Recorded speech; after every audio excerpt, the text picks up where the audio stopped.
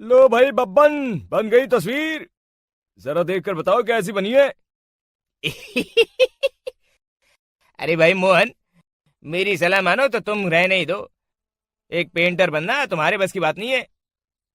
हाँ, तुमने सही कहा। मुझे भी कुछ ऐसा लगता है। खैर, आज शाम की गाड़ी से मैं शहर वापस जा रहा हूँ। कुछ जरूरी काम आ गया है। शहर से वापस आने के बाद तुमसे मिलता हूँ। मोहन अपने घर के दरवाजे पर ताला लगा देता है और वहां से चला जाता है। फिर उसी रात अचानक तेज हवाएं चलने लगती हैं। चारों तरफ डरावना माहौल बन जाता है। तभी मोहन की बनाई हुई पेंटिंग की वो औरत एक खतरनाक चुड़ैल में बदल जाती है और पेंटिंग से बाहर आ जाती है।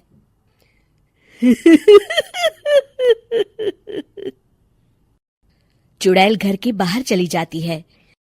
वहीं दूसरी तरफ दो चोर लाला सुखीराम के घर से चोरी करके भाग रहे होते हैं। दोनों भागते भागते गांव के चौराहे के पास पहुंच जाते हैं। तभी अचानक वो चुड़ैल उन दोनों के सामने आ जाती है।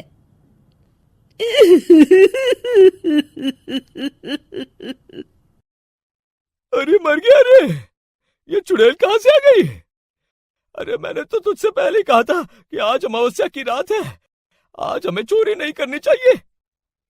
हाँ भाई बिल्ला, तुमने बिल्कुल सही कहा। जरा इसके दांत तो देखो, कितने बड़े हैं।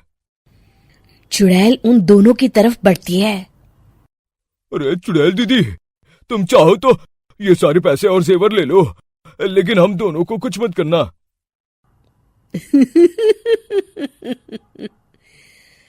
पैसे और जेवर के लालच में तुम इंसान बिकते हो, हम चुड़ैल नहीं।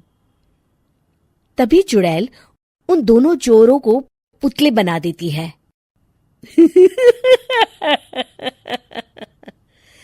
मैं किसी को नहीं छोड़ूंगी। अब कोई मुझसे नहीं बच सकता।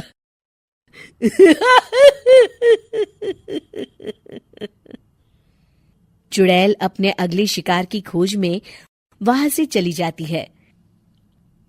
गांव की दूसरी ओर जाने पर चुड़ैल को हरिया, बिरजू और बब्बन दिखाई देते हैं। आज संडे है, आज कपिल शर्मा शो देखने का दिन है। जोर से बोलो। आज संडे है। मैंने नहीं सुना। आज संडे है। आज कपिल शर्मा देखने का दिन है। हाँ, ये हुई ना बात। अरे ये कपिल शर्मा कौन है जो ये लोग उसे देखने के लिए इतने उतावले हुए जा रहे हैं? खैर, मुझे क्या, मैं अभी इन दोनों को मजा चखाती हूँ। चुड़ैल तेजी से उड़कर उन तीनों के सामने आकर खड़ी हो जाती है।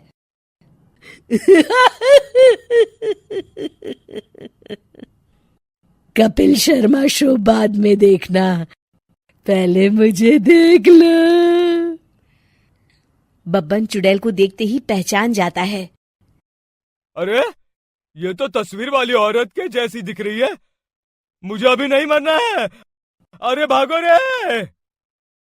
तीनों वहां से भाग खड़े होते हैं। बब्बन तो किसी तरह अपनी जान बचाकर वहां से भाग जाता है, लेकिन हरिया और बिरजू को चुड़ैल पकड़ लेती है और उन्हें पुतला बना देती है। फिर चुड़ैल बब्बन को पकड़ने के लिए उसका पीछा करती है, लेकिन बब्बन उसे कहीं नहीं दिखाई देता। अरे वो मोटा तो बड़ा तेज भागता है, शायद उस तरफ गया होगा। बब्बन एक दीवार के पीछे छुपकर बैठ जाता है और चुड़ैल उसके सामने से आगे निकल जाती है। बाल बाल बच गया। अगली सुबह बब्बन सभी गांव वालों को सारी बात बता देता है। फिर उस चुड़ैल के डर से रोज शाम होते ही पूरे गांव में सन्नाटा छा जाता था और कोई भी अपने घर के बाहर नहीं निकलता था। अरे ये क्या हो गया? इतनी देर से घूम रही हूं, अभी तक एक भी आदमी नहीं मिला। अरे कहाँ मर गए सबके सब? चुड़ैल वहां से चली जाती है। इस तरह कुछ दिन बीत जाते हैं। फिर एक दिन मोहन गांव वापस आता है। बब्बन उसे बताता है कि उसकी बनाई तस्वीर से एक चुड़ैल बाहर आ गई है। मोहन समझ जाता है कि ये कोई आम कागज नहीं है। वो जो भी उस कागज पर बनाएगा वो असलियत का रूप ले लेगा। अरे मोहन भाई, अब तुम क्या करने वाले हो? मेरे पास एक बहुत बढ़िया तरकीब है। मैं इस कागज पर उस चुड़ैल की एक ऐसी तस्वीर बनाऊंगा जिसमें वो तपती धूप के नीचे खड़ी दिखाई देगी, और फिर जैसे ही सवेरा होगा वो चुड़ैल इस कागज से निकलकर बाहर चली जाएगी और सूरज की तेज धूप में जलकर राख हो जाएंगी। मोहन बिल्कुल वैसे ही तस्वीर बना देता है और जैसे ही सवेरा होता है वो चुड़ैल कागज से निकलकर बाहर धूप में चली जाती है और सूरज की गर्मी बर्दाश्त नहीं कर पाती और जलकर राख हो जाती है।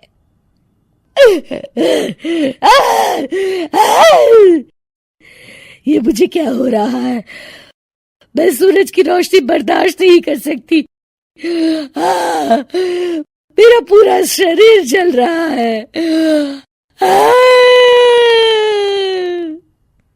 और इस तरह चुड़ैल के जलते ही पुतले बने सभी लोग पहले की तरह इंसान बन जाते हैं।